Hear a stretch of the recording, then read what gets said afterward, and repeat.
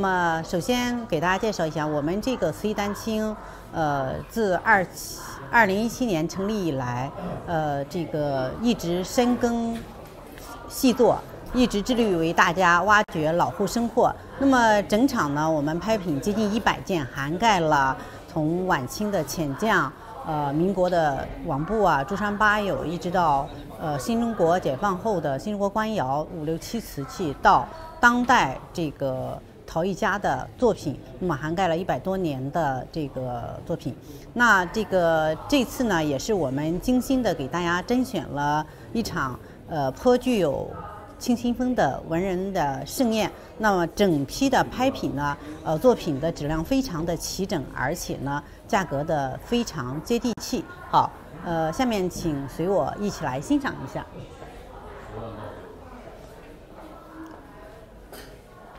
那首先呢，我给大家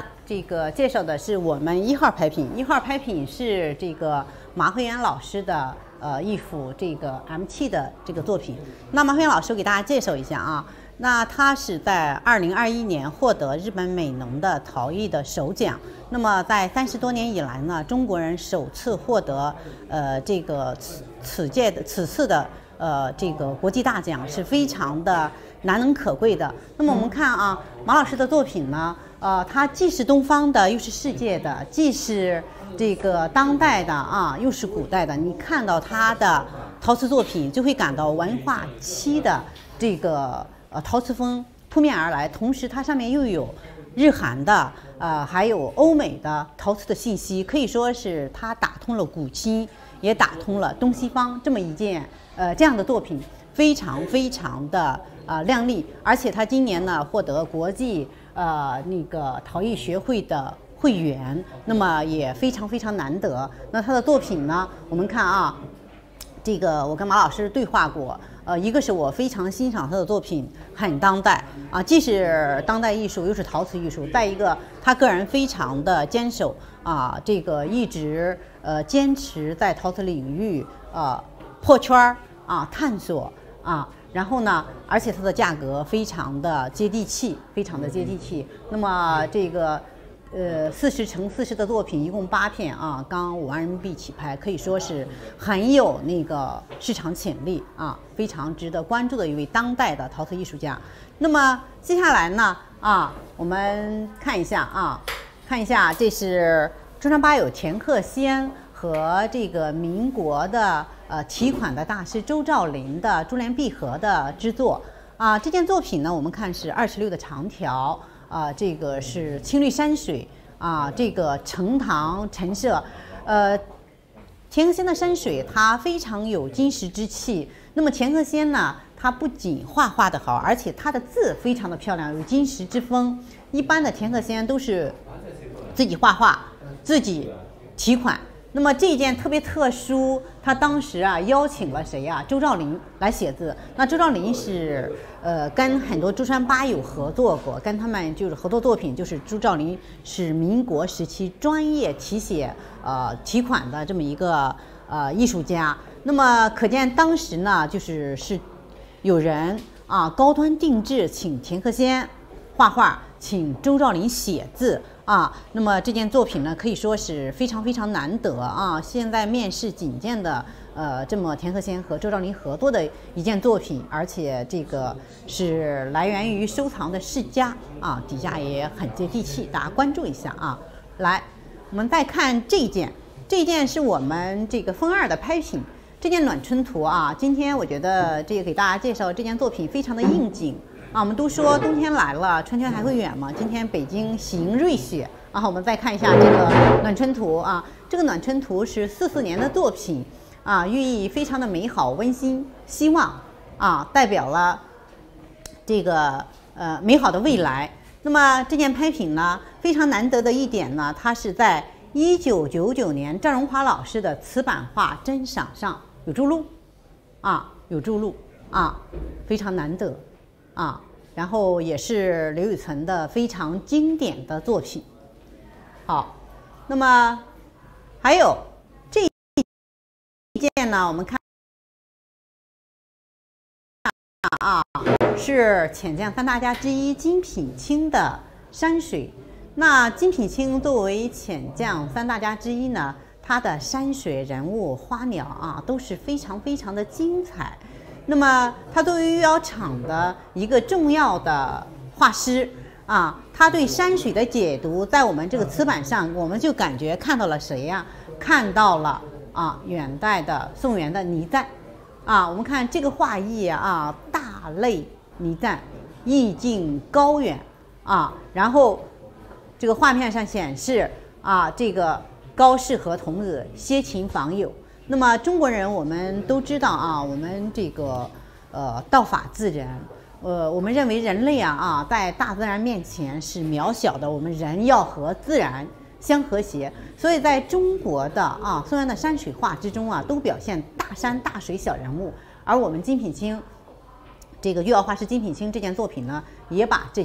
这个天人合一的思想非常完美的表现了出来，而且它的画意非常的空旷高远啊，立意非常好啊，这在潜将台里也算很好的艺品啊，很好的艺品。那么这件呢，藏家也是非常支持我们啊，20万起拍。那么好，请摄影师把这个镜头，我们能看到下面这个一堂这个紫藤川彦的作品啊，这堂紫藤川彦的作品呢是连着的啊，画片是连着的，是刘宇存啊这个相对早期的作品。它这个落款很有意思，叫前渡流郎。那么刘宇存经常用引兵的款啊，前渡流郎的款也是首见。他画的这个紫藤川彦啊，画面非常的空灵啊，也是代表春天，代表希望啊。然后刘氏的画风也非常非常的突出啊。那么落的是禹成写刘宇存早期的款啊。这样我们这一堂就看了啊，既有田鹤仙、刘宇存啊、中山八友的作品。那么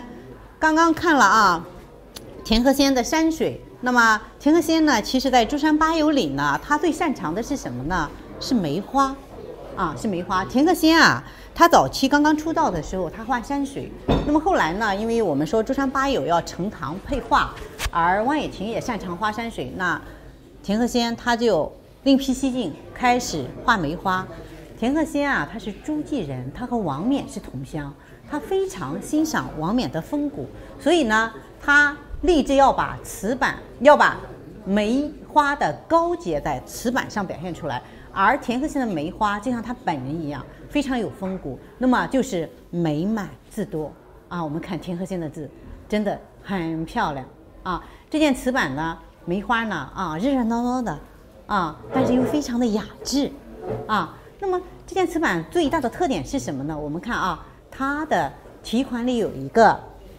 民国30年辛巳12月立春前一日为济民仁兄院长雅完，弟赖清敬赠啊。大家注意这个赖清据查呢我们据这个查据这个跟这个有些老的这个收藏家来探讨，他应该是这个景德镇原来的县长或者市长一类的一个高官。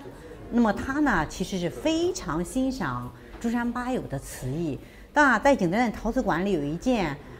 就是这个矾红罗汉啊，矾红罗汉呢就是赖清请王部画是宋人的一件作品，现在藏在陶瓷馆里。那么我们这一件呢，是赖清请田鹤仙画给济民仁兄院长是一个院长这说明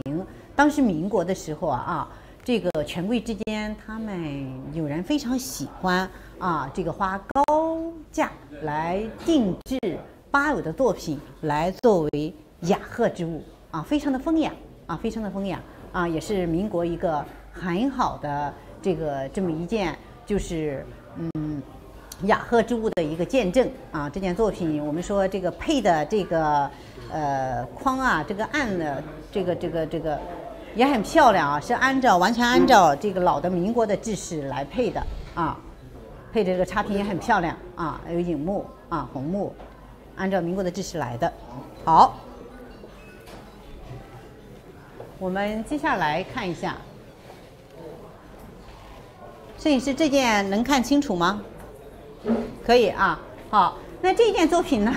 大家值得关注一下这件作品它是青花的边饰画的一丝不苟，青花非常非常的浓郁。当时也是一个民国时期画青花的一个顶尖高手来画的啊。究竟是谁呢？大家可以去考证一下。那么它这四面开光，四面画的是青绿的山水啊，青绿的山水。这个山水呢是很典型的张之汤的一个作品。那我们都知道这个宋代的张择端画，宋代的这个我们说这个千里江山图啊，非常非常的有名啊，非常非常的有名。那么前几年故宫展出的时候，大家都争相的观看啊。那后来春晚也排练了千里江山图啊，然后大家都这个争相观看。那我们这个哈。我们看这个张之汤画的青绿山水呢，其实它的色色非常非常的好，就像宝石一样的璀璨，啊，宝石一样的璀璨啊，所以这个开光的画片和这个浓郁的青花啊相得益彰，这是一件非常完美的一件艺术品啊。这件作品呢，最大的特点是什么呢？我们这个经过查阅资料啊，我们发现江西省博有一件王部青花开光粉彩宣服丛菊纹的双耳方瓶，这个整个的制式、尺寸啊和这件瓶子完全一样，尺寸大小还有这个青花啊，跟这件瓶子也是同一个人所绘，不同的之处呢是四面的开光啊，是王部画的，王部画的宣佛丛菊。那这说明一个什么问题？就是能用这样的平行配合这样的青花纹饰来在上面作画的人呢，啊，都是非常非常这样的作品都是非常非常高级的。我们发现了2例，目前啊发现了2例，一个是江西省博藏的王部的，一个是我们这次的拍品啊张之汤的一个作品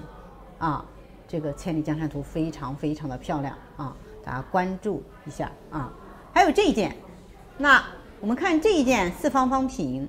这件四方方瓶呢，它的特点是什么呢？啊，就是它的这个整个四面啊，大家看一下啊，四面它的青绿山水都是通景的。这一件是田鹤仙的啊一件作品，很漂亮。田鹤仙的山水啊，说实话它有金石之气，很大气啊，很大气，而且色色非常非常的清雅。这上面呢有明确的题款，是1932年的作品啊，仿石田老人法、壬申、秋月、鹤仙、田是写于朱山啊，这是田鹤仙的有明确的1932年的一件作品啊。这件作品呢还镶嵌了这个矾红描金的龙耳啊。这个作品呢起拍价很低，3万人民币，但是它就是可惜之处就是底打洞了啊。还有一点就是这个边角有点老磕皮啊，影响不大啊。它的胎和釉啊质量都是非常高，胎釉彩的质量都是非常高的，可惜底打洞啊，就是有的时候美中不足啊，但是价格很低调啊。那么接下来我们看这一件啊，这一件好。这一件是王隆夫1950年代的粉彩的《白蛇传》的筒瓶，这件筒瓶啊，一上手，特别的压手，沉甸甸的，典型的50年代的胎啊。这个筒瓶很大气，描绘的是《白蛇传》的一个画片啊。我们在这个相关的著录上查到了这样一件作品这样的一件作品很漂亮，色彩也非常漂亮。我们看这个早期王隆夫虽然这个是50年的作品，但是他的人物塑造的功底还是非常非常的扎实的这一件也是50年代的作品，这是百花图瓶，这是明确有底款1950年江西景德镇造这件作品呢画了4季花卉图，我们看有荷花，有菊花，这个有绣球，还有牡丹，平行也是亭亭玉立平行亭亭玉立。这件胎釉也非常的结合的非常非常的棒。同类的作品呢，我们在星火英华里我们看见有相似的一个出版物，这件当时应该也是50年代花鸟画的大师啊所画的，田彩田的也是非常棒啊，大家也值得关注这一点。那么这一件呢，就是60年代的薄胎瓶啊，这个薄胎瓶呢，这个画的是木兰从军啊，然后他对人物的刻画、衣物的刻画都是用点染的手法啊，点染的手法很漂亮啊，很漂亮。整个画片对人物啊刻画非常非常的灵动啊，其实也是有大师之风啊，大家可以看看是这个琢磨一下，看看这是谁画的啊？我们看，其实对人物的刻画也是非常的灵动飘逸的啊，这个马画的多有神啊，彩田的也很棒，都是点染的手法啊。这个呢是我们推出的当代的艺术家周小娟的作品，很清新啊，非常的清新。那么好，我们看一下这件作品。这件作品呢是乾隆丙戌冬月啊，是明确有丙戌冬月是乾隆36年的冬天的一件作品。那么而且有这个古香书啊，有古香汉墨的款啊，大家都知道古香是乾隆用过的闲章啊，乾隆用过的闲章。那么这一对瓷板呢，一面我们说画的是青绿山水，另一面呢画的是什么呢？文字，另一面写的是文字，这面文字一面隶书啊，一面行楷啊，这个文字写的非常非常的讲究。这一件呢也明确有啊，可以看得清打得清楚是吗？啊，然后也是有明确的年月，乾隆丙戌啊，陶斋书。那么这非常文气的一对小瓷板，我们说其实它是受唐英的影响非常非常之大的啊，而且有明确的年号，明确的乾隆中期的一对小赝品，文房赝品啊，然后起拍价也是非常低，8万人民币啊，大家多多关注一下啊，这样的一对小赝品，案头上一摆，还是非常非常的雅致，年份也好啊。这个因为非常文气的东西啊，其实这个很有意思，很有意思啊。那么好，我们就看这件从事品啊，这件从事品是成门款啊，画了山水啊，这个瑞果啊，还有这个佛手啊，清供。啊，这个很雅致啊，是成门的款。那这一对笔筒呢啊，我们俗称叫小钢炮啊，它的壁特别的厚，大家可以看，壁很厚，手头非常非常的沉。那么这对笔筒的作者呢是黎英，在景德镇陶瓷史稿啊，把黎英啊和岳瑶长2支笔，这个金品清啊、王少维啊，他们并列啊。他们的艺术价值的啊，并列评论他们的艺术价值，可见黎英啊，他的艺术造诣是非常高的。那么我们中茂生家其实和黎英还是很有缘，有的时候经常会出现黎英的作品。前几年在疫情之前呢，我们曾经拍过他一个青花的一个笔筒啊，也是这个。然后这一次呢，我们看这一对笔筒呢，它是以金刚刀代笔，是这个刻瓷，刻的是仕女。啊，有松树，还有竹林啊，然后这个很文气啊，非常非常的文气。而且这一对笔筒呢，我们说是这个县委托方呢，他是先买了一只，后来呢机缘巧合啊，又买了另一只，凑成了一对儿啊。我们可以看一下它的底款啊，其实是完全一样的啊，大家看一下这一只底款啊和另一只的底款啊，其实是完全一样，一个人书写的款啊，这是原装成对儿，后来在市场试散，那么现在呢又这个成对儿出现非常的难得，100年聚首啊，重聚首啊，很难得啊，这个仕女刻画的也非常非常灵动的。那这件浅匠啊，这件浅匠呢比较特殊啊，任婉章的款，任婉章的款不多见啊。这个究竟任婉章和任焕章是什么关系呢？大家可以就是后期我们可以继续进行根据实物的发现挖掘进行学术的探讨啊。那么这一件啊最特殊的之处啊，是这个有张勋赠送款啊，张勋作为大清国辽北总统，张勋赠送给别人的一个雅物啊，这叫他送给谁呢？我们看仁兄大人彼此治国昌图做纪念啊，也就是说，张勋当年呢，通过任婉章跟任婉章定制这个从视频的雅品来赠送给他的同僚。那么这件拍品的相似的作品呢，我们查阅资料可以看到，这个金莲老师文言名词里有一件作品，也是这个张勋做昌图，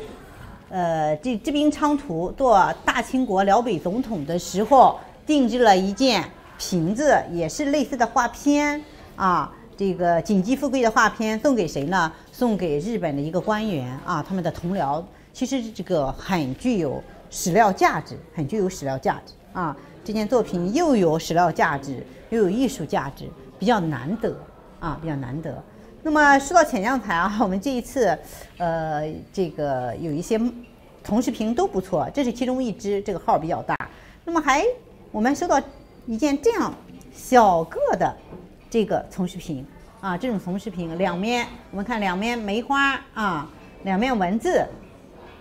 啊，非常非常啊，这是3面文字，非常非常的雅致啊。这是于右敲的作品，于右敲啊和他的父亲啊，当时同在江西省为官，而且他们都喜欢刻撰浅酱材，喜欢画梅啊，留下了为数不多的作品啊。这个现在大家都考证出来了，很有意思啊。这个个不大，非常小巧啊，但是又很文气啊。从平我们讲它古代它就是礼器，那么发展到这个晚清民国的时候，我们和浅酱材的诗书画印结合在一起，就让它增添了很多文雅的气息，作为文人这个欣赏之物。那么这件从视频这个个头稍微大一点，刚才我们说这一支是12公分，这一支高度是15.3公分。这是任焕章任老四的作品，在浅酱材里，除了我们非常推崇浅酱3大家的作品现在呢任老四的作品也是非常的受追捧啊。那么任老四他这件作品呢，他是正面画的教音读书，这2面文字这一面是高适好像是踏雪寻梅的样子然后这个人物的刻画都这个非常非常的雅逸配上2面诗文很文气的一支小从视频，而且这支从视频藏家也是支持我们无底价上拍那么这一对从评呢是江其吾的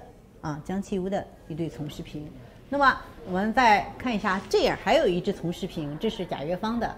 贾月芳的作品，根据现在我们发现的作品呢，它往往是有些权贵赠贺之物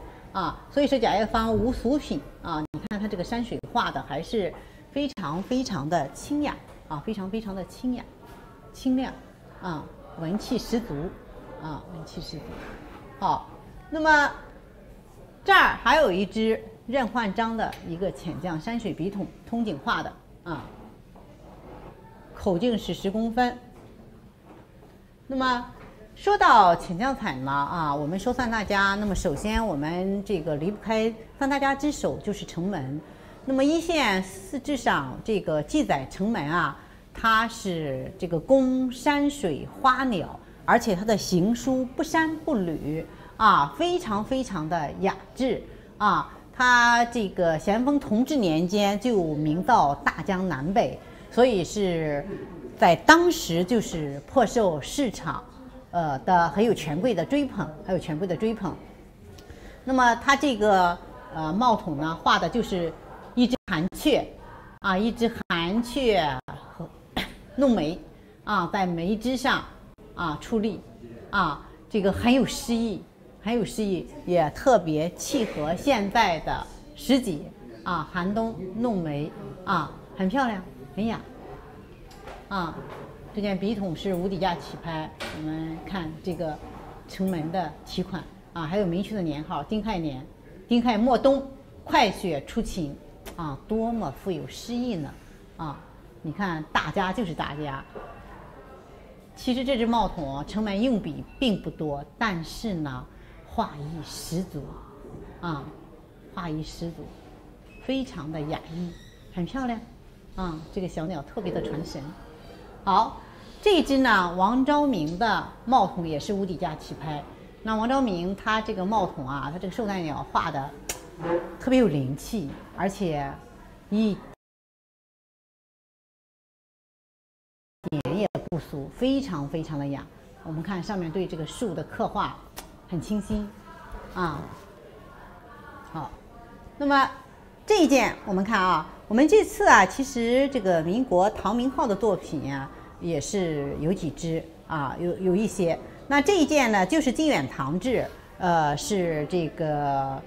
徐志昌的定制的作品。那么这一件画的这个富贵牡丹图，我们看啊，这个牡丹啊，这个刻画的非常非常的清亮啊，而且画工非常非常的高级。那么这一件大家除了看看画片啊，我们看画片啊，很漂亮，构图也好，设色也好。这件瓷胎也很棒，瓷胎也非常非常棒。那么这一件的底款尤其是值得关注，大家看一下啊，靖远堂制，这就是这个靖远堂制的徐昌堂号的标准器啊，很漂亮。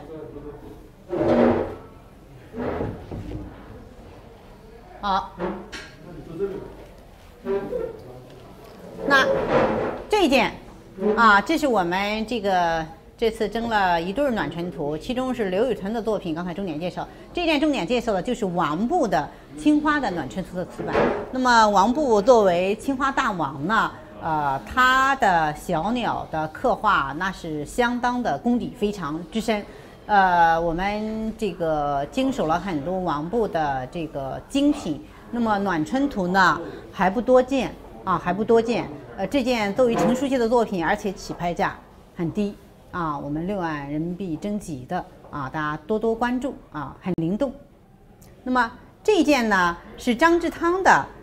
粉彩山水图的双面绘的赝品。张之汤作为两朝御用画师，我们说民国的时候他就是蒋介石的御用画师，解放后呢他又作为院派老师啊，他的青绿山水画的一丝不苟，其实他就是深得郎世宁的精髓。我们看这个啊，山水这一面是郊区木马图啊，郊区木马图啊，这一件这个矾红的描金的座子也是做的一丝不苟啊，宫廷气息十足，宫廷气息十足。好，我们接下来我们重点关注这件达摩。那么现在呢，我们说这个最近达摩呢，这个曾龙生的作品还是非常受世人追捧呢。今年我们这个在景德镇有一个非常轰动的一个网红事件，就是无语菩萨。那么无语菩萨就是曾龙生的一个作品，可以说家喻户晓。那么这一尊达摩就是曾龙生的精心之作，而且他在底下有墨书，明确记载了哪年哪月的。对，好，我们请天宇这个看一下，拿一下看一下底，明确记载了这是中华民国30年冬月素制，也就是41年啊，这儿有一个印章款曾龙生啊。好，这件作品特别特别难得啊，品相特别好，然后它的个儿也特别大，53公分，然后整体蓝釉施的很均匀，这个彩啊特别的漂亮，一点都没有脱啊，人物的形象刻画的很传神啊。然后你看达摩，达摩也在看你啊，是达摩在度我们啊。好，那么这个河水干的作品这一件也很灵动，也是佛教题材的见真东渡啊。那么这件呢，洛阳谷的浅绛彩呢，龙耳屏很大啊，这面锦堂富贵画的是锦鸡牡丹啊，我们看画的多么的传神。那么这一面就是什么？画了一个人物啊，画了一个人物啊，这个人物的刻画啊，很到位。这个瓶子很大，但是刻画的对人物的把握、线条的把握、开尔的把握是相当的好。那洛阳谷他特别擅长画大气劲儿。我们说一般的来说，小的器物上、中等的器物上善于表现，但是大器物要表现好了很难。而这就是螺阳骨的这个独门秘籍啊。那么这一件这个王部风格的，我们说王部的这个云龙图啊，我们明年呢就是龙年啊，刚好我们有幸我们征集到这件这个云龙图的作品。那这件作品呢，实际上就是仿宋人陈荣的一个画意啊，把这个龙的气势、龙的威武啊，龙在行雨的这个精神都刻画的非常到位。我们看这个云的钉头鼠尾，而且这个对龙的这个鳞角、这个毛发的这个刻画啊，密不透风啊，这典型的王部的一个风格啊。虽然无款，但是是王部的30年代的一件发色非常好的一件精品，而且明年刚好是龙年，所以可以重点关注一下这一件啊。好，那么接下来呢，我们重点看一下我们的封底的拍品。我们的封底的拍品，首先它这个来源非常的显赫，它是来源于香港半山的岑日初的一个旧藏。那么岑日初是广东新会的一个会长，他最早作为一个华人，第一批在半山上建别墅的一个代表。当初在半山上都是洋人建别墅，只有这个岑日初是第一个打破了这个边界非常难得，说明他很有实力那么他呢这个不仅喜欢我们说瓷器，他还有一系列收藏。那这一次今年春天今年秋拍很有意思的是，那个北京嘉德呢上拍了一堂26、27件的紫檀的家具接近1000万的紫檀家具，就是岑日初家族的旧藏岑日初家族的旧藏。而且这个照片还有文章呢，2015年就有文章记载，这个文章是岑日初的太太的这个侄子叫李兆喜，他是港澳中华商会的一个会长他是这个来这个口述的这么一篇文章，那么这一对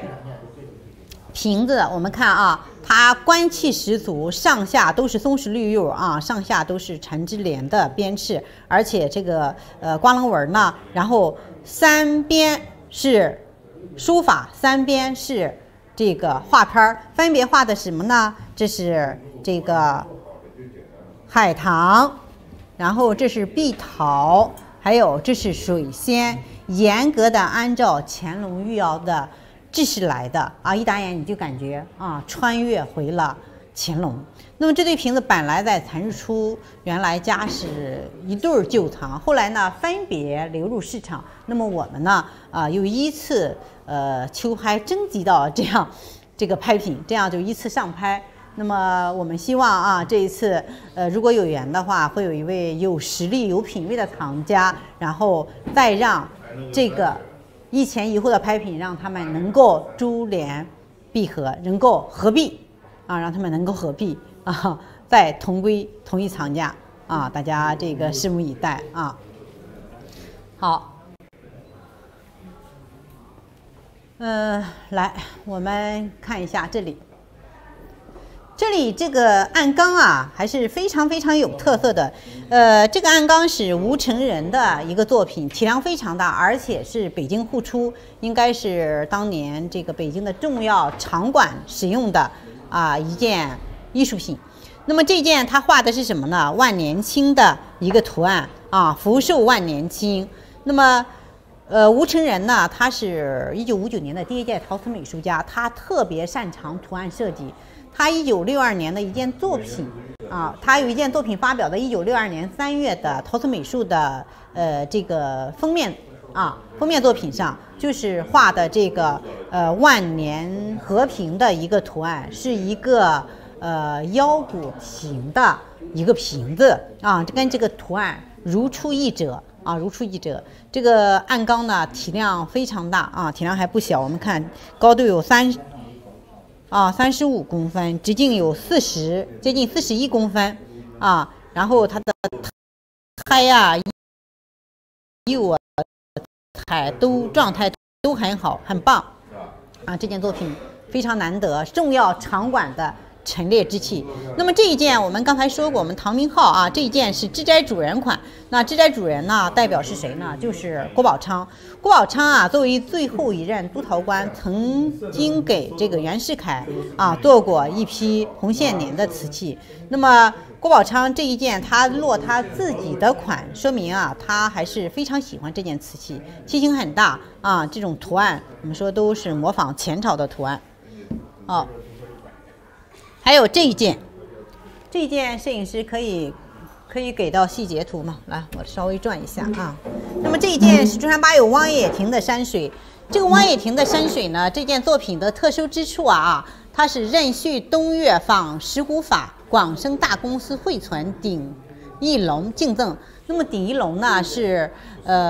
九江的一个非常重要的茶号，广生大公司是香港的一家重要公司，说明当时啊见证了一个什么？这个我们内地的九江的一个重要的茶商，要请这个汪野亭画一幅青绿山水仿宋王风格的，送给谁啊？送给一个广生大公司，香港的一个大公司。后来据说这个广生大公司迁到英国去了啊，这也是当时一件历史的见证之物，又是珠山八友的雅器，又是历史的见证之物啊，很难得。那么这一件啊，我们说洛阳谷的这个浅绛山水的方瓶啊，山水花鸟的方瓶，四面绘画，个也很大，蓝耳啊，可惜这个弦环有点缺失啊，还有人物啊，起拍价也很低，4万人民币啊，真的价格都一夜回到了10年前了，大家一定要多多关注一下。那么这一件呢，就是张之汤这个相对早期一件的秋郊木马图，一个扇形版啊，这个扇形还是难画难做啊。那么我们这一次呢，有幸征集到同一藏家这个支持的一批盘子，这批盘子都是50到70年代。这批盘子的制作背景是这样啊，我们说解放后啊，这个政务院郭沫若曾经跟周恩来提出说要制作一批这个用于外事接待的瓷器。那么所以这个1953年50年代就成立了，早期就成立了啊建国瓷制作小组。那么这个小组呢，我们说囊括了什么？中央美院陶瓷系的著名的教授朱大年、梅建英、高庄老师，他们当时呢作为美术美育方面的指导啊，然后深入景德镇生活。而这个负责绘制的组员有谁呢？有王擘、有方伯清等等老艺人啊。同时，这个为了把这个提高景德镇这个他们的这个艺术的涵养和水准呢，在成立了一个这个培训小组。当时啊，王擘啊、王大凡啊，还有这个王小凡啊。赵辉民啊、张松茂、王锡良啊，都经常去参加培训，所以很快他们的艺术修养得到了提升。那么他们自觉的就用这个时代的这个画笔去讴歌新生活啊，去赞美新生活啊，浪漫和这个磅礴并手啊，再现了那段峥嵘岁月。那我们看啊，有这个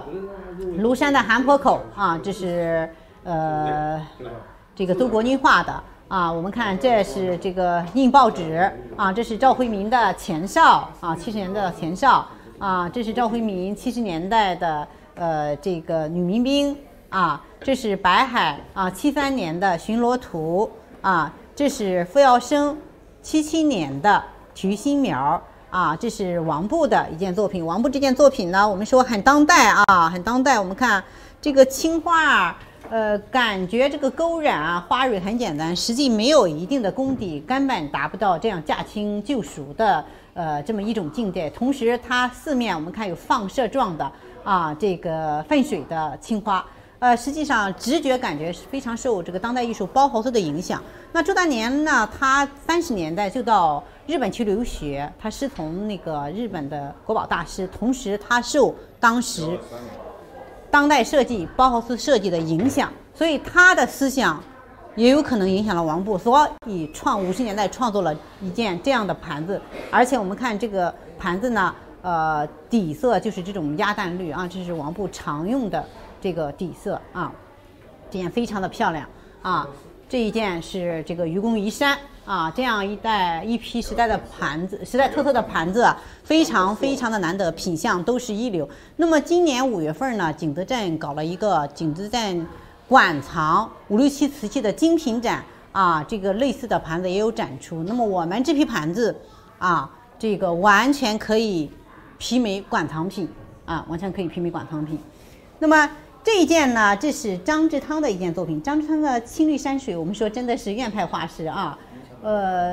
师法宋元啊，效果很好。这件小厚版啊，小厚版，这是文物公司库出的。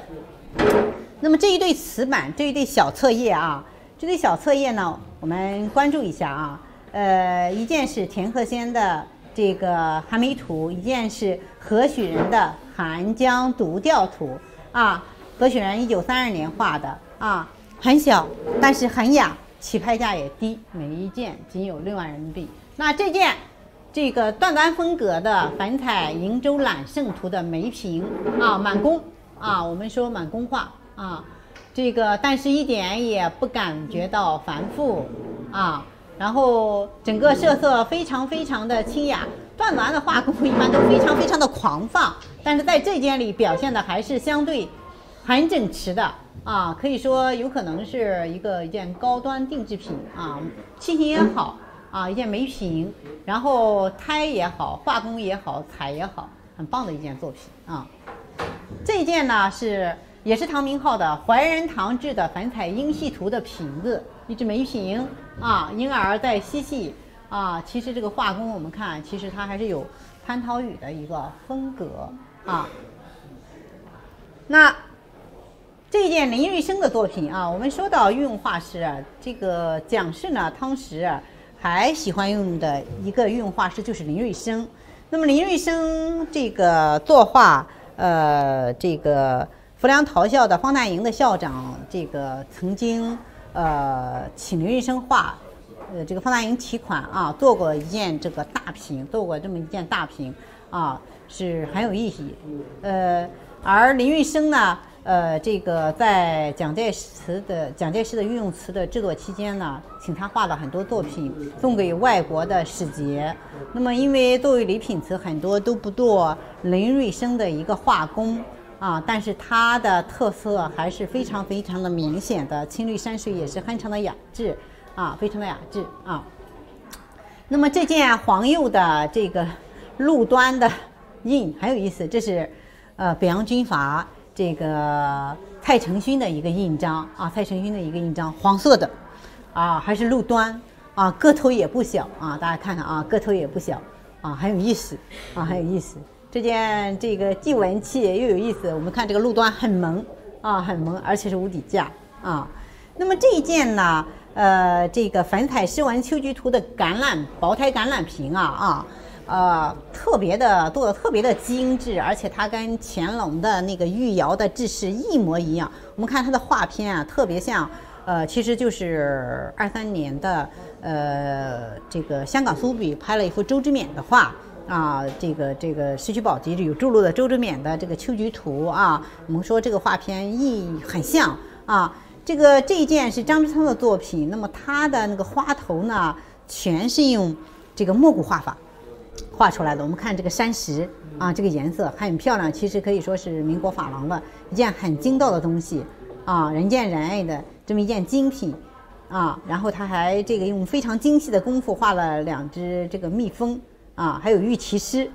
啊，完全按照这个珐琅的制式来的一件民国的这么一件作品啊。那么这一件民国的珐琅是这个布袋和尚啊，个头不大啊，盈盈一握，但是画工很好。这一件这个民国珐琅彩的玉骑狮的教子图瓶呢，这个蒜头瓶，这个来源特别好，这是来源于田禄周一的清代的瓷器，有明确的注录啊，画工也不错啊，这件作品很经典啊。那么这一件我们看啊。这一件是民国的新派彩奠基人之一汪小堂的一个木兰从军图瓶，这个瓶子是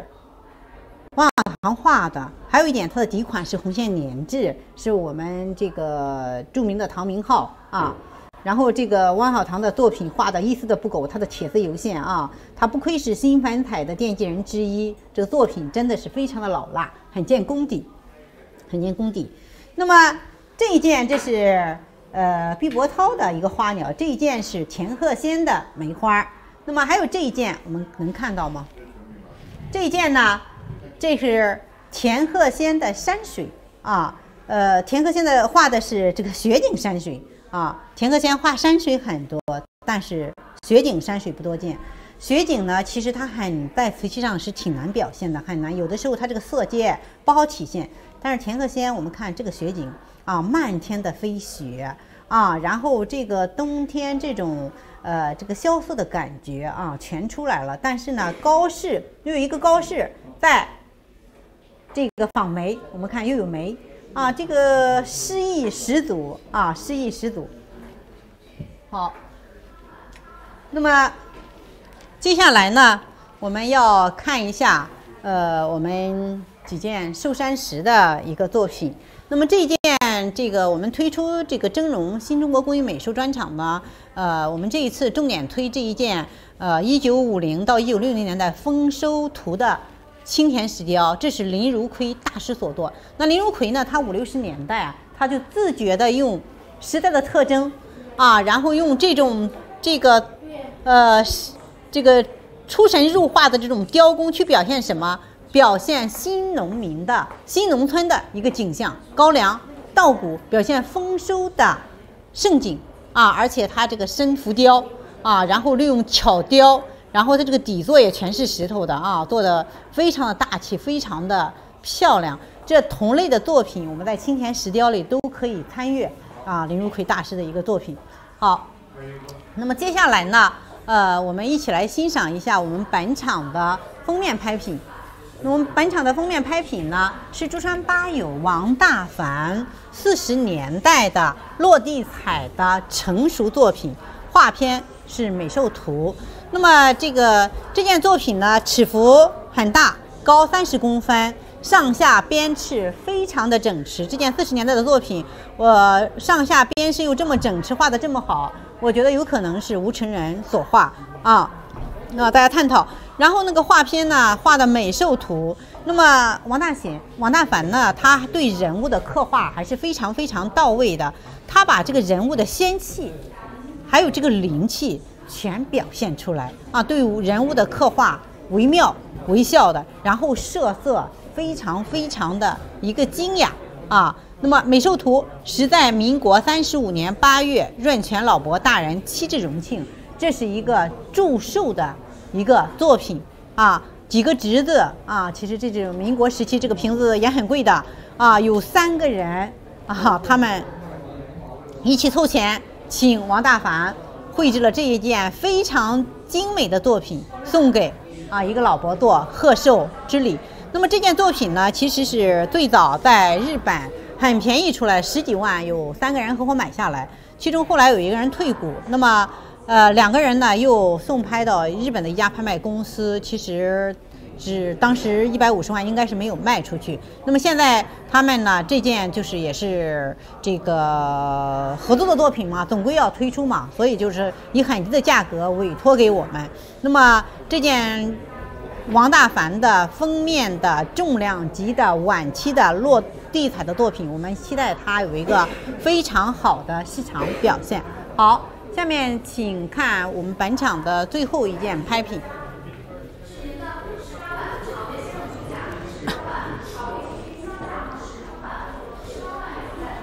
那这件拍品呢是张松茂92年的一件作品张松茂作为一个当代大师呢，他呢其实在50年代的时候，他受到朱大年的还有梅建英的一个影响，坚持写生。那么他也是一个集大成者，他的这个山水啊、人物啊、花鸟等等无一不精。那么这件呢表现了是什么？三顾茅庐，然后张松茂的雪景你看到就是瑞雪就是瑞雪，就是苍茫就是苍茫，就是风骨这件作品尺幅非常大，而且它有一个特别大的特点就是什么？这个来源很清晰。那92年的作品，93年在日本做展览，啊，在日本做展览。那么这个展览是景德镇巨匠3人展，后来被日本藏家留下了。那么现在又辗转国内。啊，这件作品，而且我们这个委托方给出的价格很接地气啊，品呢接近100件。我们是11号、12号预展，13号上午10点半举锤，大家呢可以到现场参与，也可以到小程序参与啊，感谢大家。